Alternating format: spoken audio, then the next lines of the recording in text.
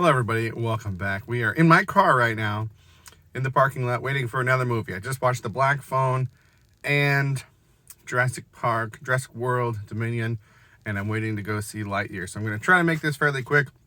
Jurassic World Dominion. Man, all these Jurassic Park movies just keep getting worse every movie, huh?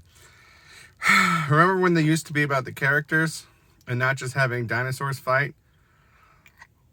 Remember when characters had character arcs and weren't just either completely different characters like Claire has been in every movie, or exactly the same character without any growth like Owen has been through all the movies?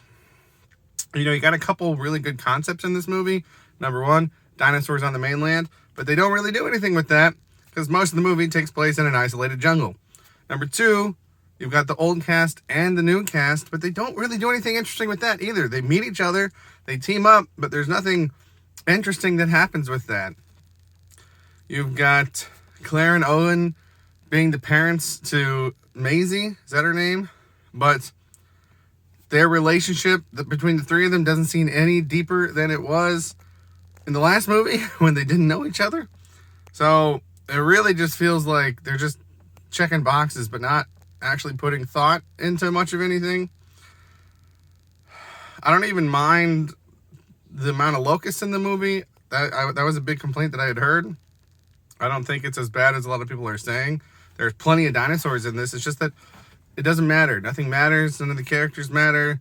It could be anybody doing them. And literally two of the characters in this movie, I can't remember their names, but the airplane pilot and the guy that tipped Ian Malcolm off, they could have literally been anybody. There's no relevance to them, why they're important to the story, why they're important to these characters. They're just there. I kept waiting for a reveal that one or both of them were Ian Malcolm's children, but that didn't happen. So can't really say I'm disappointed because I heard that this movie was pretty bad, but it certainly lives up to that. I will say that I was seated behind a row of children who, anytime the action stopped, would play with their automatic seat reclining back and forth, back and forth, back and forth.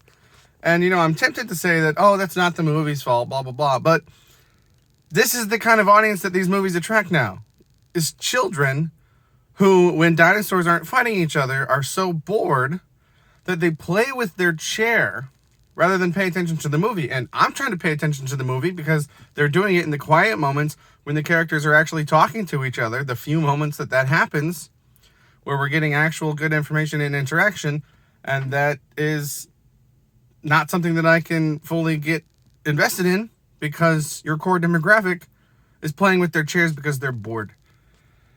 So, not a great experience for me, and it was really long.